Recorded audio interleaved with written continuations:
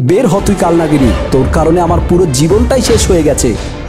বাবা তুমি এখানে বিছানা করে শুয়ে পড়ো, আমি আর তোমার বৌমা ভেতরের খাটে শোবো। আর শোনো, ফ্লোর ময়লা করবে না। সিফাতের বাবা মাহফুজ করিম বলল, ঠিক আছে বাবা, আমি এখানেই থাকবো, তুই চিন্তা করিস না, আমি কোনো প্রকার ময়লা করব না। তোরা ঘুমিয়ে পড় বাবা, আর একটা কাঁথা গায়ে নিস, না হলে তোর বুকে ঠান্ডা লেগে যাবে।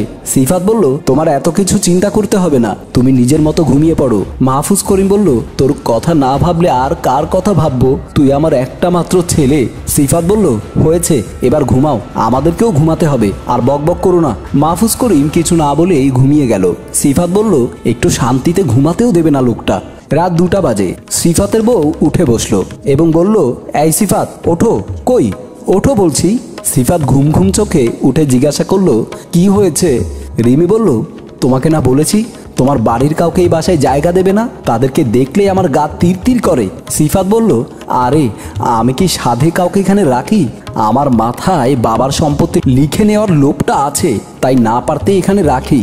রিমি বলল, তোমাকে বলেছি না বাহিরে কোথাও বসিয়ে সাইন করিয়ে নিয়ে তাড়িয়ে দেবে।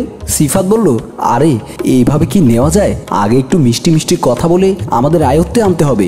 রিমি বলল, যত দ্রুত সম্ভব কাজটা করে নাও, আমি বেশি দিন ওনাকে সহ্য করতে পারবো না। সিফাত বলল, আমি তো চেষ্টা করছি, আরো কিছুদিন দেখি। মাহফুজ করিম বসে বসে নিজে নিজে বলছে, আমার একটা মাত্র ছেলে, আমি কখনোই ওর কোনো কিছুর অভাব হতে দেইনি, যা চেয়েছে ছোটবেলা থেকে তাই দিয়ে এসেছি, না চাইতেও সব কিছু তার হাতে তুলে দিয়েছি, আর সেই ছেলে বাবাকে এমন তুচ্ছ তাচ্ছিল্য করছে। আমার কোথায় ভুল ছিল? আমি কি ভালোবাসার যত্ন কম করেছিলাম আমার ছেলের প্রতি? আল্লাহ, তুমি আমাকে কোন অপরাধের শাস্তি এভাবে সন্তানের অবহেলার তাচ্ছিল্যের মাধ্যমে দিচ্ছ? আমার সন্তান নিজের জন্মদাতা পিতাকে ফ্লোরে রাখে, নিজেরা খাটে থাকে, নিজের শ্বশুর বাড়ির লোকদেরকে খাটে জায়গা দেয়, আর নিজের বাবা মায়ের জন্য খাটে জায়গা হয় না। সেদিন আমারই সামনে তার শ্বশুর এবং শালিকে খাটে শুতে দিয়েছিল, আর আমাকে ফ্লোরে। সেদিনের দৃশ্যটা আজও আমার চোখে ভাসে। সিফাত বলল, আম্মু আম্মু আর নিপা তোমরা এখানে বসো, রাতে তোমরা এখানেই থাকবে, আর আমরা ওদিকে ফ্লোরে থাকবো। আর বাবা তুমি ওই সাইডে ফ্লোরে বিছানা পেতে ঘুমিয়ে যেও। মাহফুজ করিম বলল, আচ্ছা বাবা। সিফাত বলল, আম্মু তোমার কোনো কিছু লাগলে আমাকে জানিও, আর এই নাও এটা গায়ে দিও। রিমি বলল, সিফাত কালকে আমার মায়ের জন্য মাংস আর সন্দেশ নিয়ে আসবে, আমার মা এগুলো খুব পছন্দ করে। সিফাত বলল, আচ্ছা নিয়ে আসবো, এখন চলো ঘুমাবো। মাহফুজ করিম ছেলের চোখের দিকে তাকিয়ে একটা দীর্ঘশ্বাস ফেলল। ভাগ্যের কি নির্মম পরিহাস, আপন মানুষগুলোই করে উপহাস। যত্নে লালন করা সন্তান অযত্নে ফেলে রাখে বাবা মাকে। এভাবে কষ্ট পেয়ে যেতে হয় জীবনের প্রতিটি বাঁকে বাঁকে। মাহফুজ করিম চোখ মুছে বলল, আমাকে অবহেলা করিস কর, তাতে কোনো সমস্যা নেই, তবুও তোরা ভালো থাক বাবা। তুই সুখে থাকলে বাবা হিসেবে আমার দেখতেও ভালো লাগবে। বাবা তুই যা চাচ্ছিস আমি তোকে সেটাই দিয়ে দেব। বাবা কি করছিস? আমি কি ভেতরে আসতে পারি? সিফাত বলল, হ্যাঁ আসো, কি বলবে বলো। মাহফুজ করিম বলল, এই নে বাবা, এটা রাখ, তোর ভবিষ্যৎ গড়ার কাজে লাগবে। সিফাত বলল, এখানে কি আছে বাবা? মাহফুজ করিম বলল, আমার সহায় সম্পদ যা কিছু ছিল সব আমি তোকে লিখে দিয়েছি, এবার আর তোর কোনো সমস্যাই হবে না। সিফাত একটু অবাক হয়ে বলল, আমাকে হঠাৎ এসব লিখে দিচ্ছ কেন? মাহফুজ করিম বলল, বাবারে তোরা তো এটাই চেয়েছিলি, আমাকে বুঝিয়ে সুঝিয়ে সব অর্থ সম্পদ নিয়ে রাস্তায় বের করে দিবি, আমার সব কিছু তো তোরই ছিল, আমাকে ফাঁদে ফেলে লিখিয়ে নেওয়ার কিছু নেই, তাই আমি নিজেই লিখে দিলাম।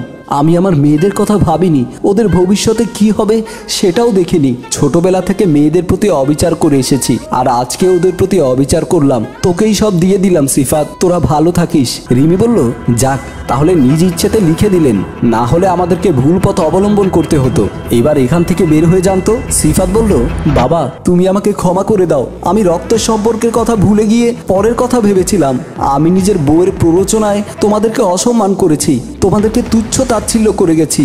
বাবা তুমি কোথাও যাবে না এই ঘর, তুমি কোথাও যাবে না এই ঘর থেকে, যদি কেউ বের হয় সেটা হবে এই মহিলা।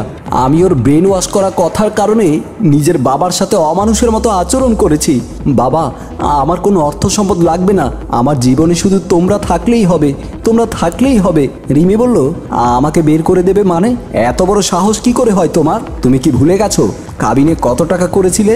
সিফাত বলল, আমার সবই মনে আছে, তোকে আমি ডিভোর্স দেব এবং তোর 7 লাখ টাকা তোর মুখে ছুঁড়ে মেরে দেব, তুই এক্ষুনি আমার সামনে থেকে যা, না হলে তোকে ঘাড় ধাক্কা দিয়ে বের করে দেব। রিমি বলল, ওকে আমি চলে যাচ্ছি, আমার সম্পূর্ণ টাকা নগদে বুঝিয়ে দেবে। মাহফুজ করিম বলল, বাবা আমি চাই না তোদের সংসার ভাঙুক, তোরা নিজেরা ভালো থাকলে আমি সব কষ্ট সহ্য করে যাব। তুই বৌমাকে ক্ষমা করে দে, যা হয়েছে ভুলে যা। সিফাত বলল, বাবা তুমি বসো, বাকিটা আমি দেখছি। সিফাত নিজের বাবাকে রুমে বসিয়ে বাহির থেকে দরজার ছিটকিনি লাগিয়ে দিল। সিফাত রিমিকে টানতে টানতে নিয়ে এসে বলল, বের হ তুই কালনাগিনী, তোর কারণে আমার পুরো জীবনটাই শেষ হয়ে গেছে। এতদিন কিচ্ছু বলতে পারিনি, কিন্তু আজকে আর না বলে থাকতে পারলাম না।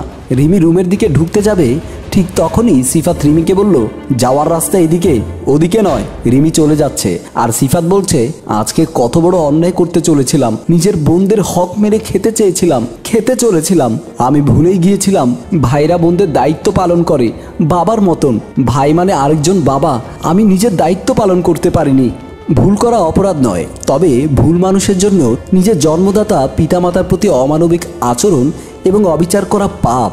যেই বাবা তোমার আঙুল ধরে হাঁটি হাঁটি পায়ে হাঁটা শিখিয়েছে, তাকে তুমি রাস্তায় ফেলে দিচ্ছ একটা অমানুষের কথায়। হে পুরুষ, তোমাকে হতে হবে বিবেকের লোহার কঠিন খাঁচা। নিজের স্ত্রীকে সে খাঁচায় বন্দি করে পরিবারের প্রতি কেমন শ্রদ্ধা, যত্ন এবং কর্তব্যশীল হতে হবে সেটা বোঝাতে হবে। রচনায় এস এ তানিশা রহমান, পরিচালনায় রেজাউল কবির চৌধুরী।